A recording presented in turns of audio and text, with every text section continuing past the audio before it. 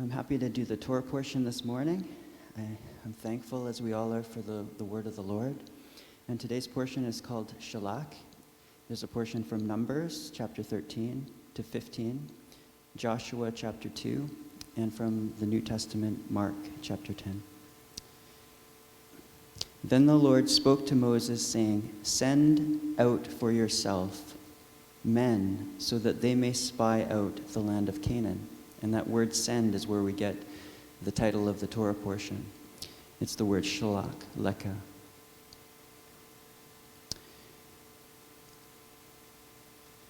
So last week, the Torah portion was Behalacha, and it began with the commandment to light the lamps of the menorah. And it was actually a really jam-packed portion telling the story of the consecration of the Levites, the first Passover in the wilderness, the silver trumpets, the departure from Sinai, the first Sanhedrin. It also talked about the glory that would come to the tabernacle, the cloud that covered it by day, and the appearance of fire by night. So all these things that the people of God got to witness on a regular basis. But they continued to complain, which was part of that portion. They continued to complain to the Lord about their misfortunes. And they also wept, saying that, "Oh, we have no meat to eat." So even though they had these incredible wonders, they still had a heart that was longing for the things of this world and the things that they had left behind in Egypt. The last thing about that Torah portion was a criticism that came from Miriam and Aaron towards Moses. And so there was these things that they were dealing with as we enter this portion, Shalach.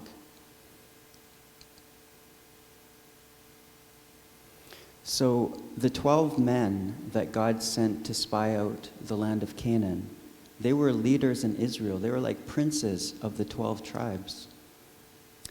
And they were considered righteous. They were considered, they were given charge over all the people in each of the 12 tribes.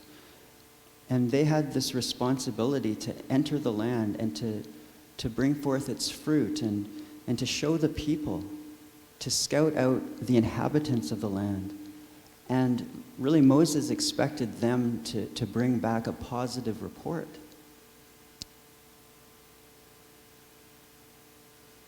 So I think he was expecting them to come back and be motivated by the beauty and the abundance of this land, and to bring to the people like a renewing of their faith, a renewing of their strength in a way, their spiritual strength. Like, yes, we are on the verge of something amazing. And yet, let's read, let's see what happened.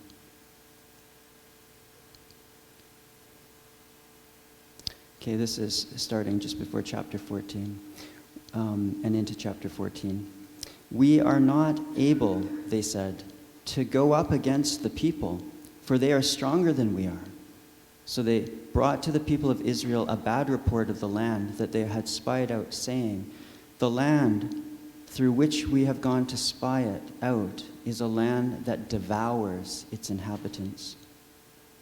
And although they acknowledged how bountiful the land was, they reported on the giants that lived there. And they spread fear and doubt amongst all the people, all the children of Israel. Then all the congregation raised a loud cry, and the people wept that night. And all the people of Israel grumbled against Moses and Aaron. The whole congregation said to them, "Would that we had died in the land of Egypt, or would that we had died in this wilderness.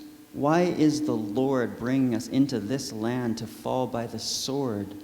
Our wives and our little ones will become a prey. Would it not be better for us to go back to the land of Egypt?"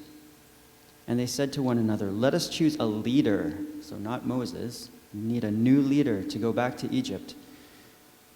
But then Moses and Aaron fell on their faces before all the assembly of the congregation of the people of Israel. And Joshua, the son of Nun, And Caleb, the son of Jephunneh, who were among those who had spied out the land, tore their clothes.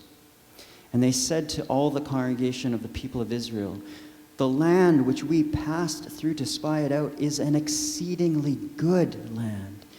If the Lord delights in us, he will bring us into this land and give it to us, a land that flows with milk and honey. Only do not rebel against the Lord, and do not fear the people of the land, for they are bread for us.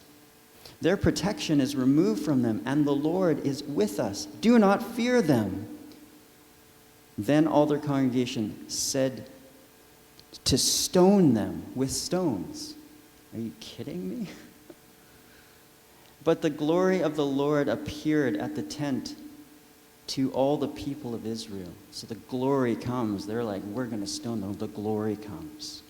And the Lord said to Moses, "How long will this people despise me? And how long will they not believe in me, in spite of all the signs that I have done among them?"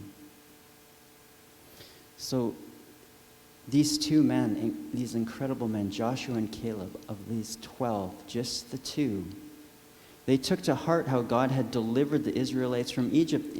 All of these people had seen the Red Sea miracle and the plagues and the cloud by day and the pillar of fire by night and all the wonders.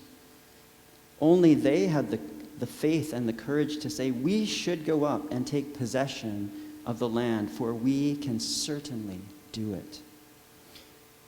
They saw that the land was everything God had promised it was, and that through him they would gain the victory. They were confident. They had their eyes on God and not on all the challenges and all the problems. The other 10, they chose to listen to the fear. And then the Israelites, the whole congregation, chose to listen to them. Fear is a spiritual force that wants to drive every child of God back into bondage. And they believed the bad report over the good report. And so God, in his righteousness, condemned that generation to wander for 40 years in the wilderness. And they died there instead of entering the promised land because of their stubbornness and unwillingness to spearhead. They were meant to spearhead a new epoch in the history of their people. God then had to remove this destiny, this inheritance from that older generation. And they would have to learn the lessons of the Torah in the desert and teach it to the children who would acquire the land. So everyone who was 20 years old and younger who came from Egypt, they got to acquire the land, along with Joshua and Caleb, and then all of the new generation. They said that their little ones would become a prey in that land. But God then says in verse 31 of chapter 14, "But your little ones, who you said would become a prey, I will bring in, and they shall know the land that you have rejected."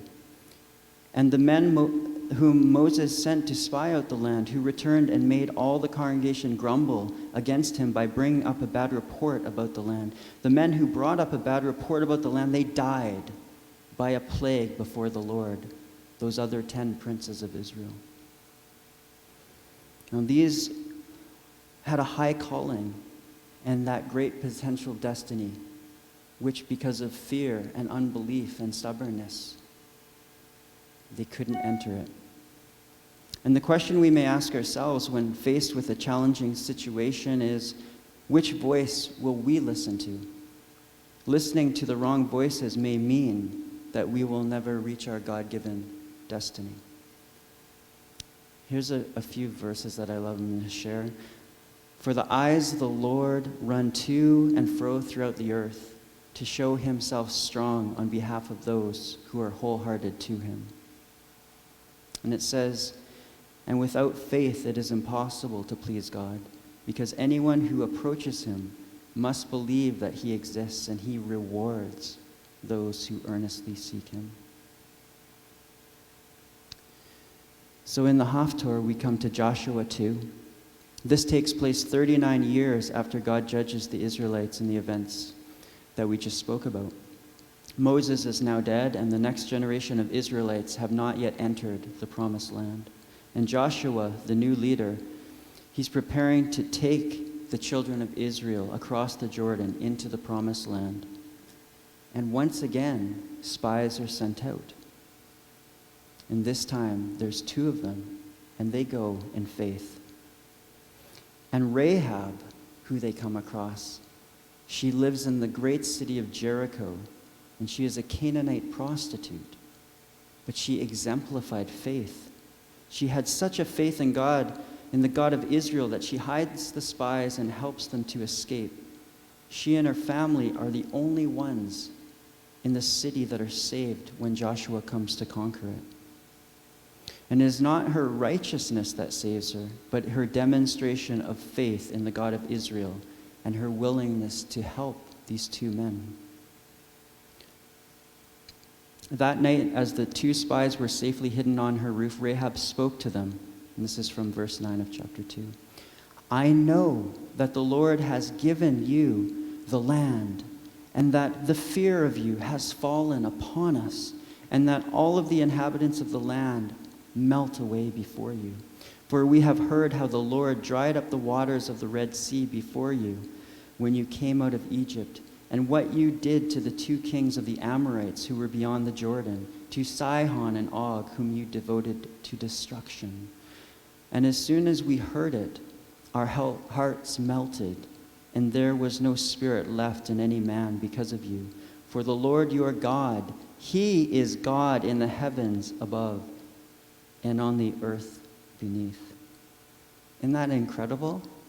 How much faith is there compared to those 10 princes who had seen firsthand all the miracles? She hadn't seen all the miracles. She had just heard of them. And yet that was her faith.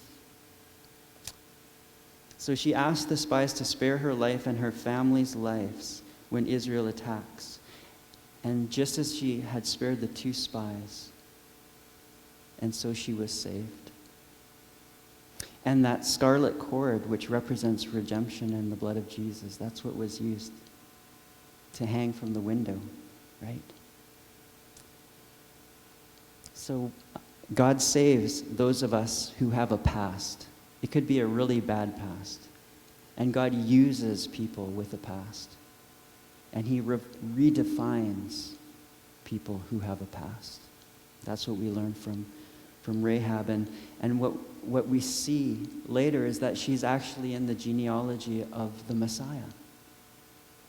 She is the husband of Salmon, who is the father of Boaz. Amazing. So let's quickly now turn to Matthew 10, which is the portion from the New Testament.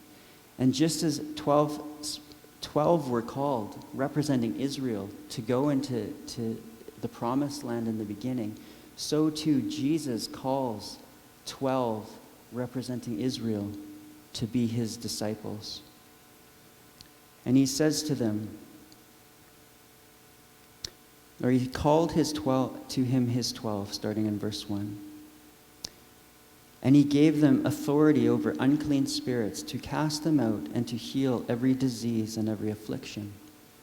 Go nowhere among the Gentiles and enter no town of the Samaritans, but go rather to the lost sheep of the house of Israel and proclaim as you go, saying, the kingdom of heaven is at hand.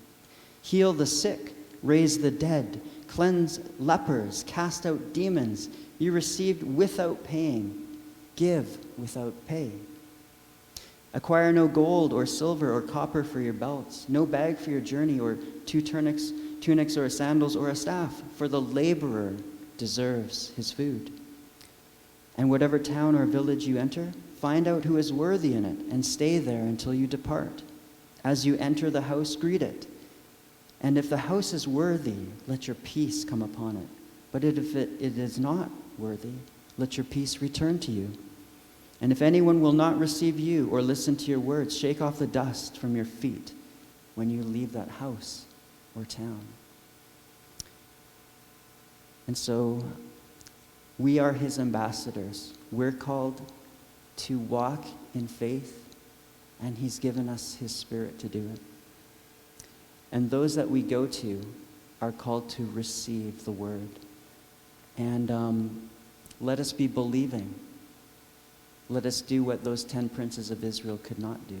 Because each of us, we're priests, we're princes and princesses. We're kings and queens to the Lord. May we live up to the high calling that he's given us, because this day is a day for faith, the day that we live in. Amen.